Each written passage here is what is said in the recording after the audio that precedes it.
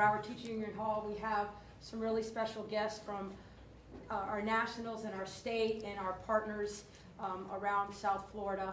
And behind us, we have a large group of our ESPs that are here on a training day today that happens to be a select day that's been chosen since last school year. And we've been graced with them learning some new information to make them have a better skill set, to let them have a better skill set while they're back in their classrooms and whatever site they're on, helping their teachers and the students. So I would like to start off and introduce one of our state officers. She's going to speak on the subject today that we're addressing, what's happening across not just in Broward County public schools, but public schools and the state of Florida, of the greatness that is really happening in our public school system. So here we have from the Florida Education Association, our Secretary-Treasurer, Nandi. Excuse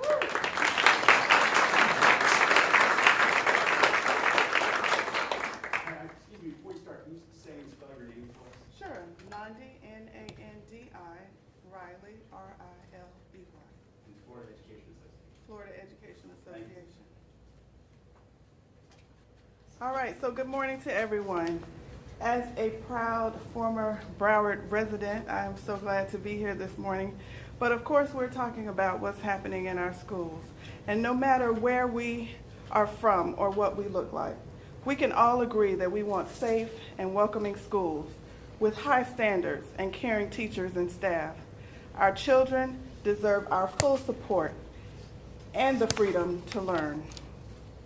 Even though you may not hear as much about it, the teacher and staff shortage is still having an impact in our schools and on our students.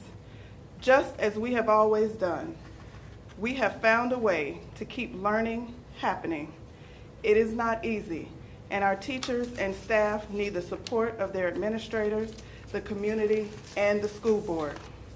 But our governor has added negative rhetoric, and his actions have thrown schools into chaos when what our students need most is stability. He has shamefully overthrown the will of the people while claiming to be for our freedom, only to take it away, using our children as political pawns. His interference in our schools has shown us how far he is willing to go to punish those of us who do not agree with his extremist agenda for our schools. Governor DeSantis has shown us who he is. It is time we believe him. This November, our public schools are on the ballot. Floridians must join together across race, place, and party to protect our freedoms and build a bright future for our students.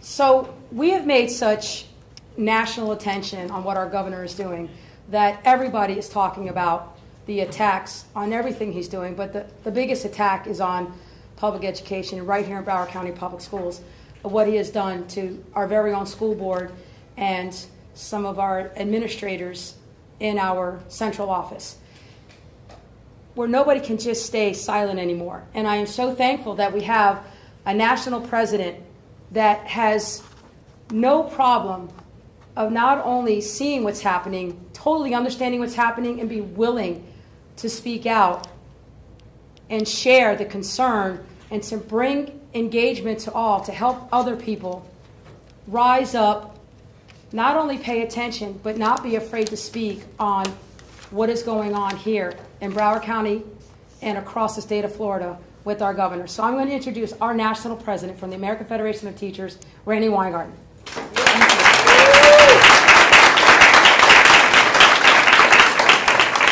So this is my, well, let me start this way. Since the beginning of school, this August and September, I've been in 13 cities, 11 states, very much focused on kids' recovery. So as some people, like Governor Abbott in Texas and Governor DeSantis are running for president. They're trying to decide who's going to replace or compete with Donald Trump. We're trying to actually help kids learn and recover and thrive.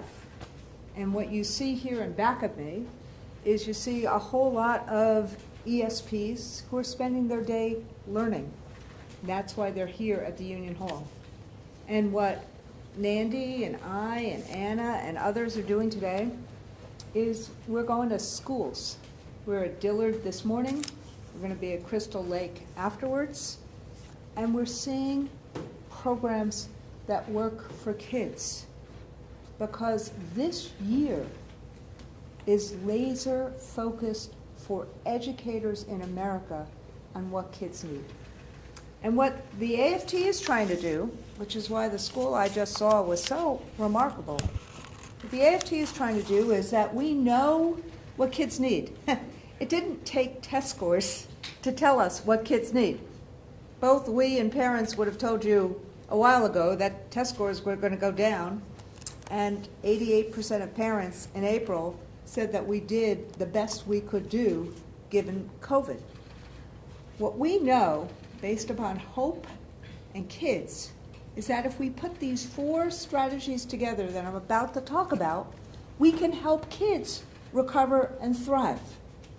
And we would ask the governor, instead of smearing teachers, instead of calling them names, roll up your sleeves and work with us to actually help kids thrive. And what are those 4 strategies? Those 4 strategies include reading and literacy. That's why, while others are trying to ban books, we are giving out 2 million books of diverse titles to kids and families. Number 2, we are trying to expand the services that kids get in schools. Mental health is a crisis. We need to deal with that silent epidemic. So we are trying to expand community schools and wrap around services. Number 3, while the governor in this state tries to divide parents and teachers, we are working to bring parents and teachers together. After all, parents are our kids' first teachers, and we need to work together. And number 4, we need to want kids to come to school and to have the opportunities in school that really work for them, which is part of the reason that Anna and I and others from BTU went to Dillard High School this morning. Why Dillard? Why Crystal Lake later? Because there are programs there that kids want to be at. The robotics program at Dillard.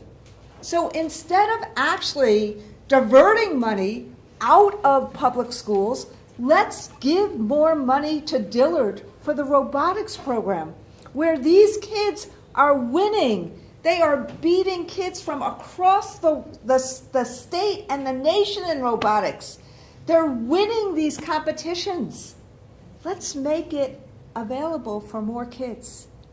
Let's make other career tech education programs available. Let's bring business into schools like Dillard is doing with Florida Blue, where business is coming into schools, helping train kids to actually do this work, paying them a decent wage, training them for 2 years. Let's do these kinds of things. So I know there's a lot of problems in this state. Rents have gone up 45% since Governor DeSantis has been governor.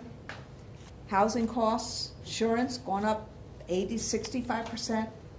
There's lots of problems in this state. But the one thing that's not a problem is teachers want to teach and kids want to learn. And we should be rolling up our sleeves to help them, not doing little stunts to take migrants against their will in planes, other places, and not demagoguing and fear-mongering about the people who really want to do their jobs. That fear-mongering that playing politics, that calling teachers names. Already, we got 700 vacancies in Broward, the 6th largest school system in the country, and one of the school systems that we all used to look at in awe because of the amazing work that gets done in Broward. The people who are standing behind me, they want to teach kids. They want to make a difference in kids' lives.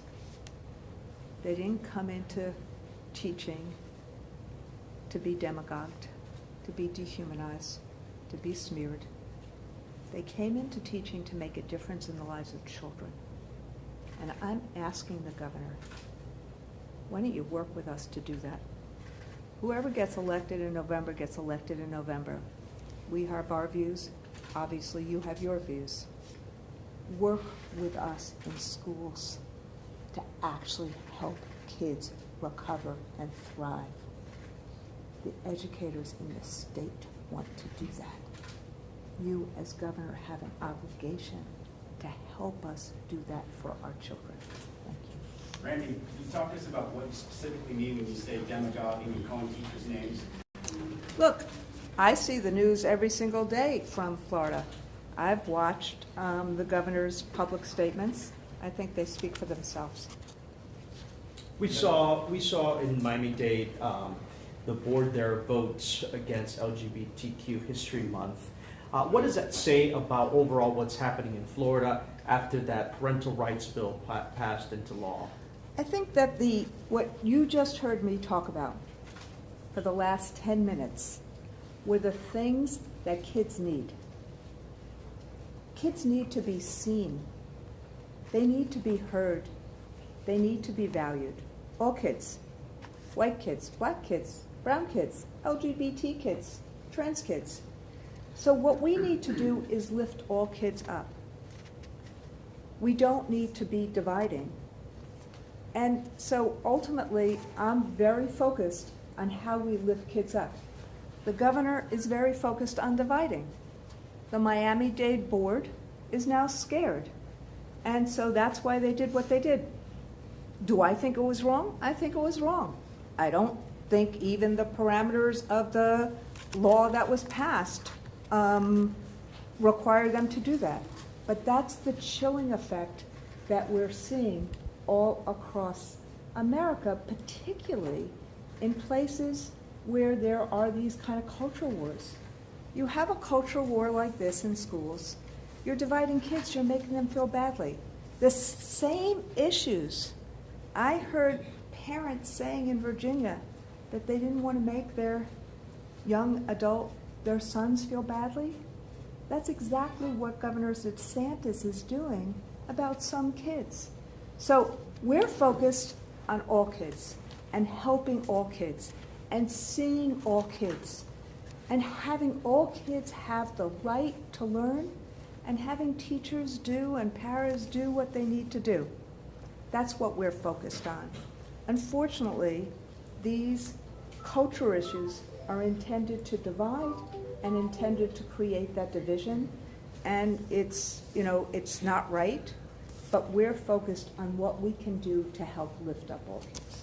Randy, can you talk to us about the so-called Stop Woke Act in Florida that some people say is having a chilling effect on teaching history accurately, and that teachers are worried about what they can say in class? Right. So look, all of these, the work that should be going on in Florida is the work I saw at Dillard, the work we'll see at Crystal Lake, the work to try to help all kids get their mojo back, to try to have a frank and free exchange between kids and teachers, like I frankly just saw in Ohio for the Confetti Project, where kids are reading books with teachers and they're having real conversations about those books.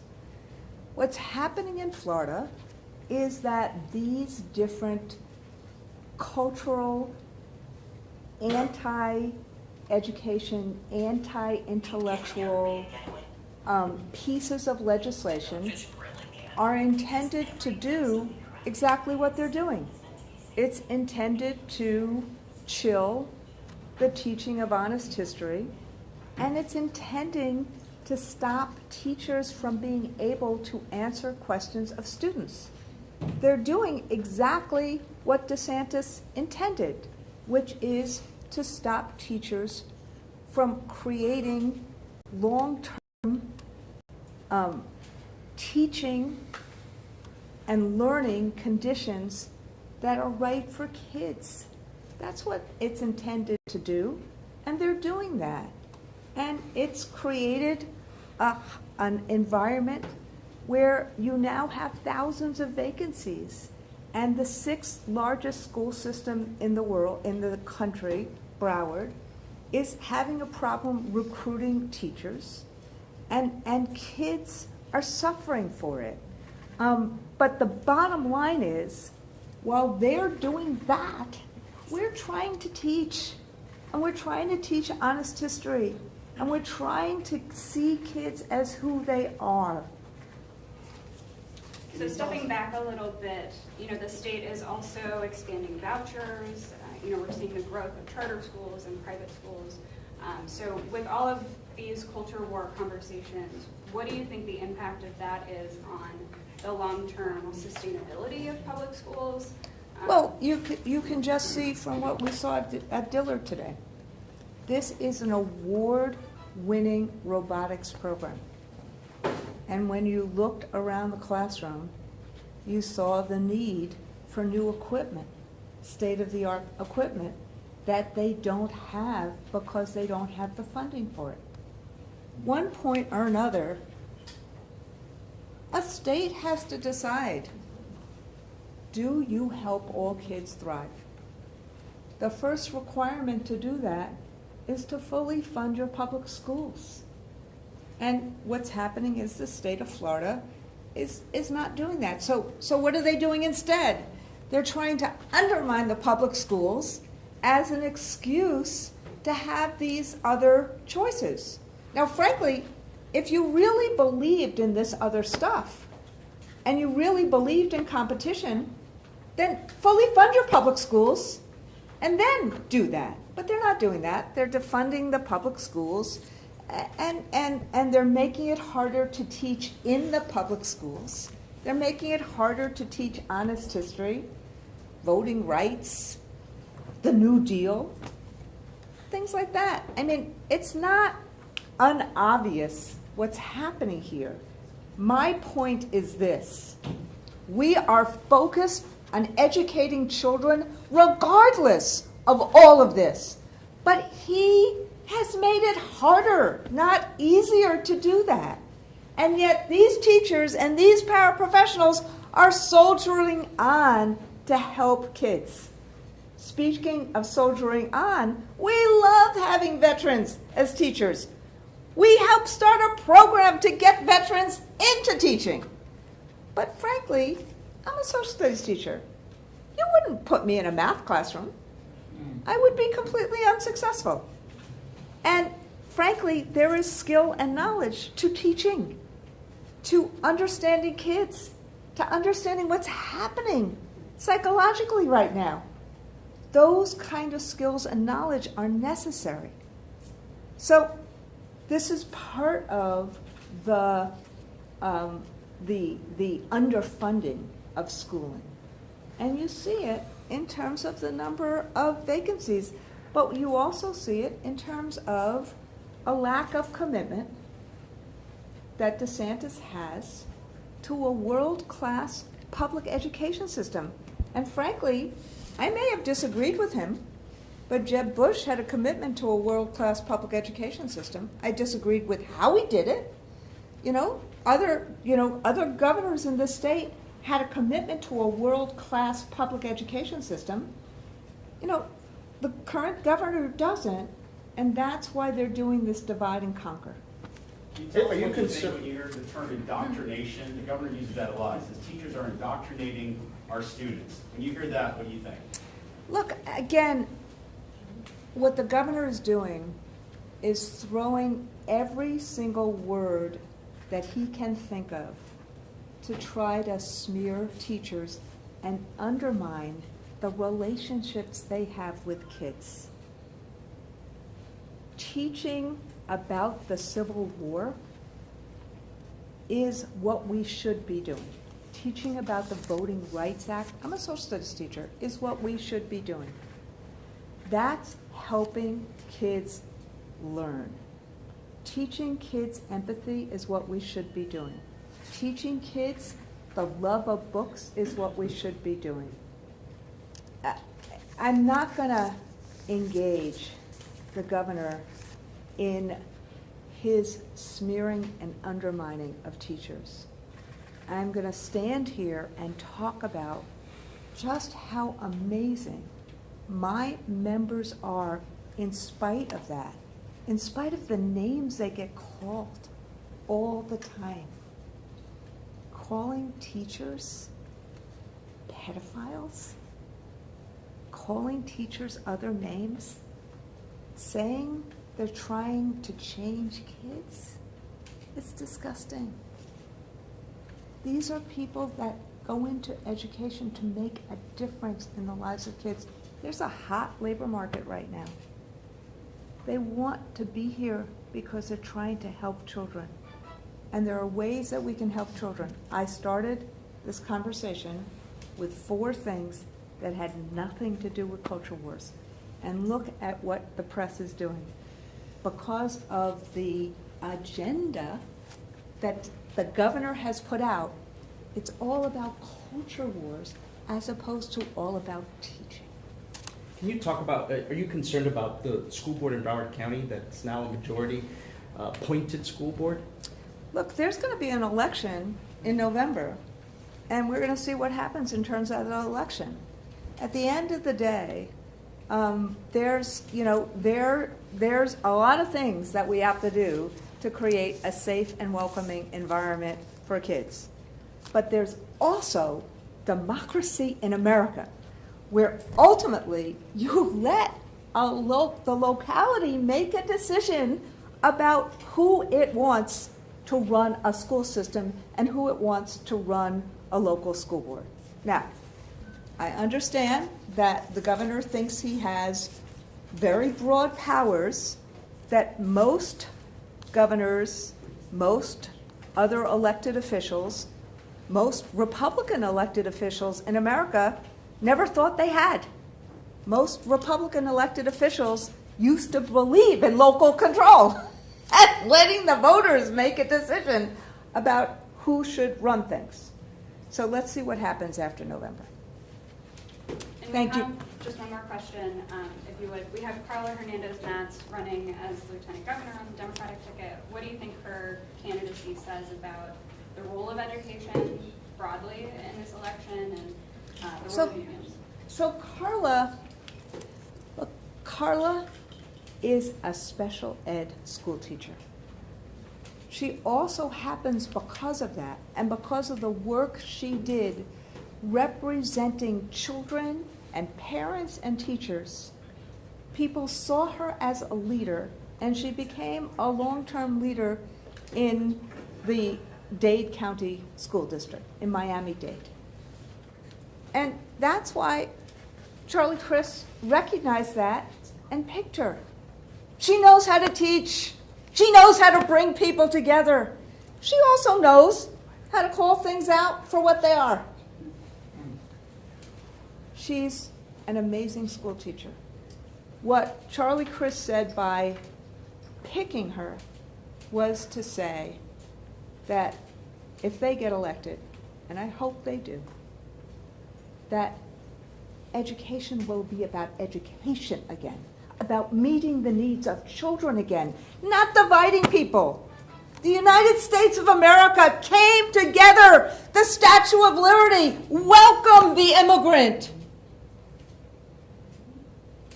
Welcome my grandparents. Welcome so many immigrants. Immigrants created the innovation we have. The Cuban immigrants in Miami-Dade fighting against oppression. The Venezuelan immigrants, the migrants that he brought to the vineyard, they're fighting oppression.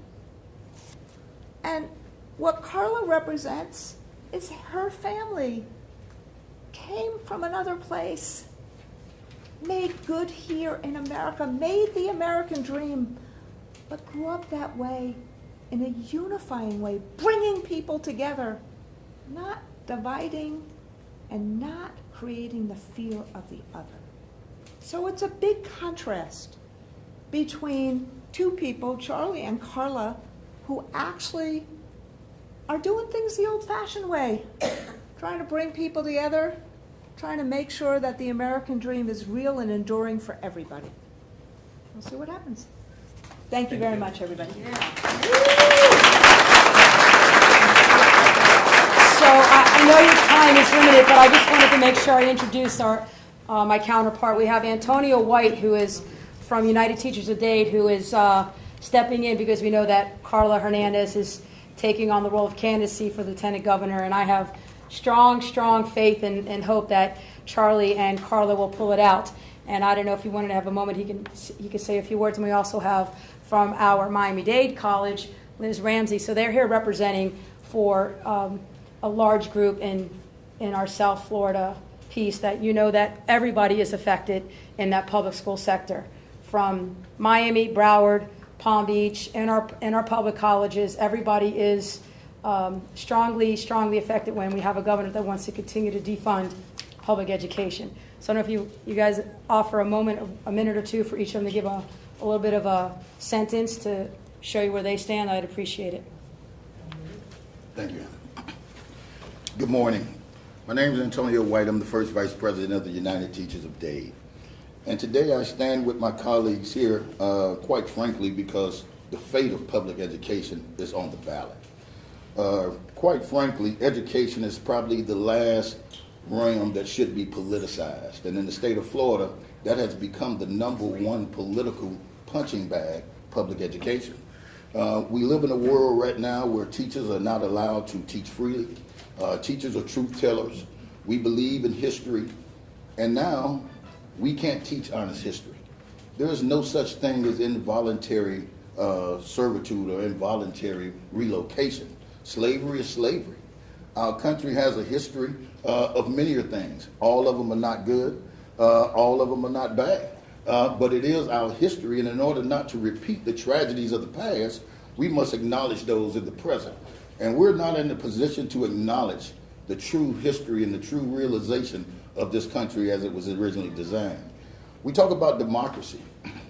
Democracy is on the ballot.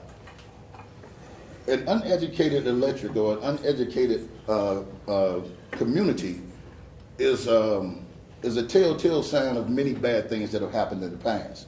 These are things that normally come out of authoritarian or dictatorship type of regimes when they stretch down and bear down and tear down education as its first tenet. Education is the only thing we have to go on to maintain a solid democracy. Somebody mentioned the opportunities or the relationship of the school board in Broward County. Well, that's something that people should pay closer attention to. In Broward County, our governor made a decision to remove 5 elected individuals. As a matter of fact, the last 4 were 4 Democratic women. He replaced them with 4 Republican men who could never get elected in a county like Broward County. Nobody's paying attention to that. Nobody's talking about that. But that in itself says a great deal about what is going on in this state today. I'm fortunate enough to be in a county, in Dade County and Broward County, in this Tri-City area, that believes and understands that our diversity is our strength. Our diversity is our power. Our diversity is what makes South Florida what it is. That diversity is what is challenging to the governor of this state. And until we recognize that and we call it out for what it truly is, the de-education or the uneducation of our society, which is what they're attempting to do now. We have a lot of things at stake here. Should we be able to win this governor's race, we can redirect the direction of public education in this state overnight. We have no checks and balances in our state government, as most of you already know. for the last 20 some odd years. One party has been in control of everything. So when you talk about education policy that is bad, understand where it came from. That policy will not change unless we make change. We have an opportunity now to restructure our Board of Education should we get change, because that Board of Education is acting just as the Florida legislature is. It is simply coalescing to the will of one man. Democracy was not based on one man. This is not Cuba or Venezuela or any of those places. Our democracy is based on representatives for the people, of the people, and by the people, and right now we simply don't have that. So, you know, we got a lot of things to look forward to in this state. We got a lot of opportunities ahead of us. The House of Labor has to come together. People have to recognize what's truly going on, because education professionals cannot change the state of education alone. It will take our entire community to do so. People understand what they want and need for their children. They just have to be willing to stand up and fight for them. So with that in mind, I'll just end it this way. In about 50 some odd days, the state of Florida will either continue down the same path, or we will get a new path that works for all of us. And hopefully we will get that path. Thank you.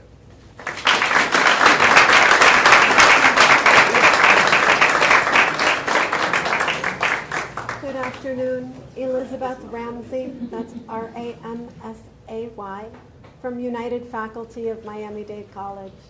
And I'm here today because this is a time when even those of us who are not very interested in politics in general feel motivated to come out and speak up.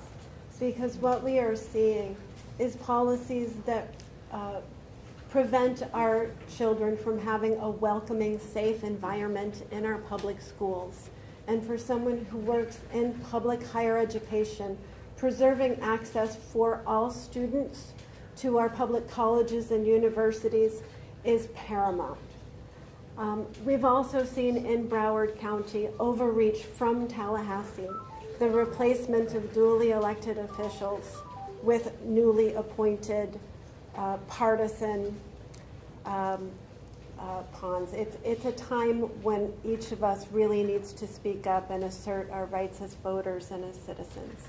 And that's why I'm here, and I'm here to support my education colleagues at the Broward Teachers Union and all teachers throughout South Florida. Thank you.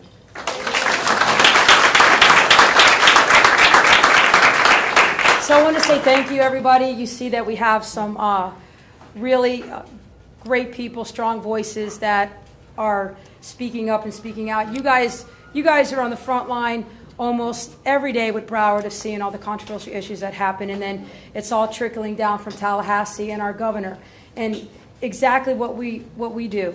We get in our schools, we teach our students, we love them, we nurture them, and we make sure that they're going to become well productive citizens, whether they have that career path or that college path.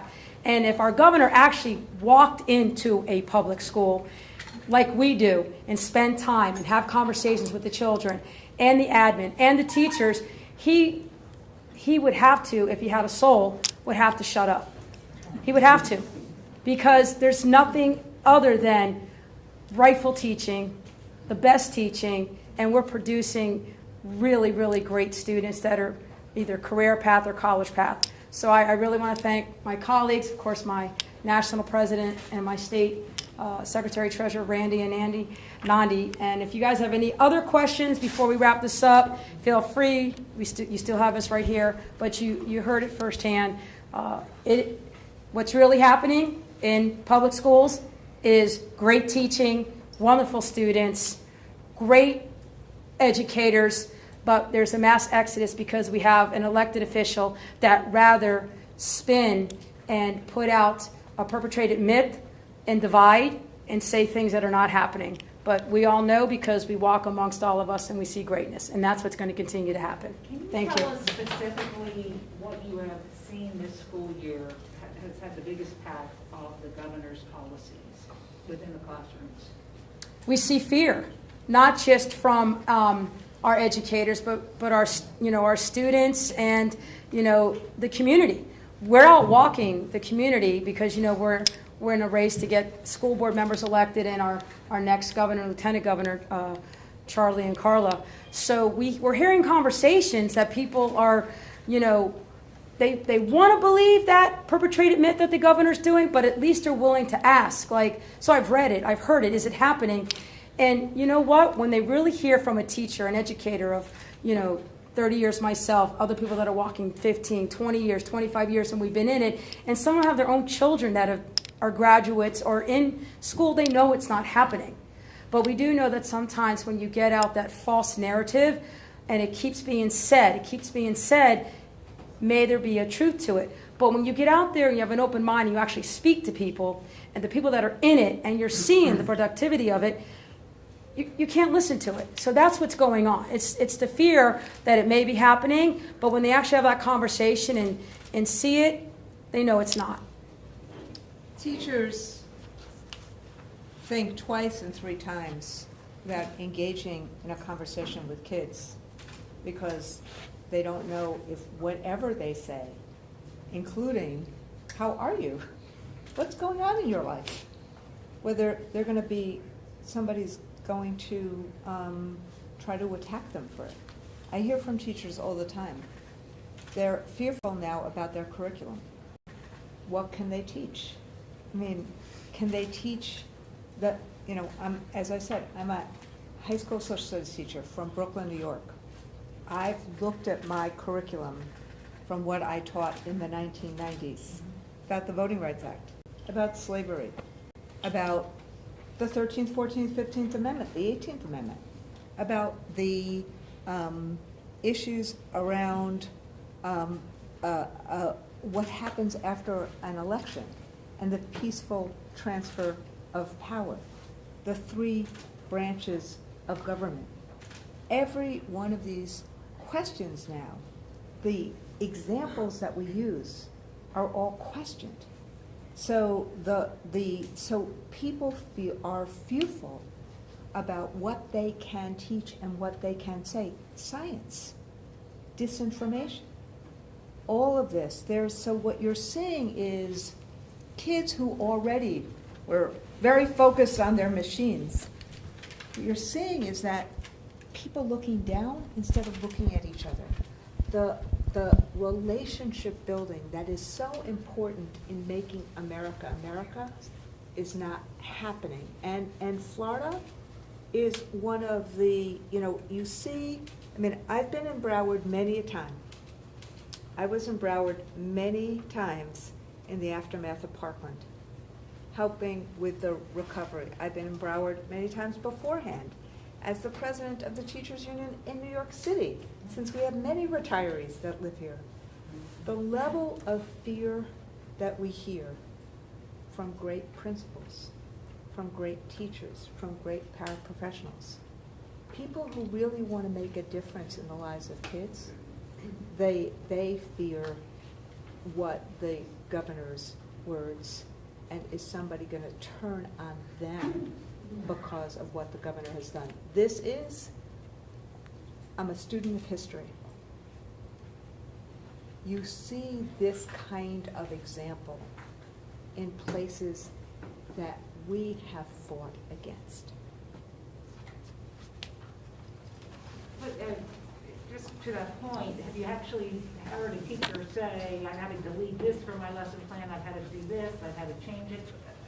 Yes, we Oh, have yes. we have heard that. And But what we're not going to do is give you the names of the people. But you're saying it's really happening, that they're choosing. Yeah, we have our admins even encouraging them to do it not because they want to be, a dictator, because they're saying, we're looking out for you, we want to protect you, because the unknown, but the conversation is happening of what can happen. What governor incites parents against teachers when our parents depend on us to be there for their children, and put out that narrative that you may be able to sue them? Our teachers work for peanuts as it is, as our ESPs, and now they have to have this fear of being sued and possibly losing. This is our careers. This is a career that we have taken this path on, to have just a purposeful of defunding public education for their own needs, and that's what it's about. Thank you. Thank you. Guys, don't move. Take a picture. Take a picture.